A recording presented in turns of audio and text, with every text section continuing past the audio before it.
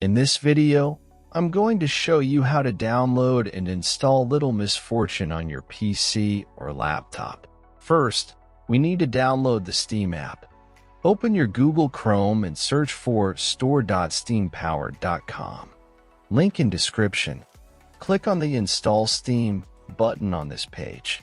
Once you've done that, at the top right corner of your screen, click on the .exe file and open it. Complete the installation, and once finished, open your Steam app. Now, go to Store and click on the search box at the top right-hand corner.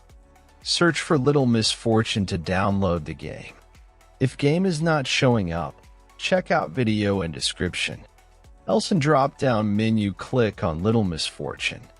Then scroll down until you see Add it to the cart button. Click on it. In new pop-up, click on View My Cart. Now click on Continue to Payment. Set up your payment method, and you're good to go. After completing the purchase, go to your library. You can use the search box to find game you just bought or navigate directly to the games category. Next step I will show on Game I Own. First, click on the game you want to play. Now click Install. Complete installation process. When installation completed, click to play, and that's all. Thanks for watching. Subscribe and help reach 1,000 subscribers mark so I can make more tutorials.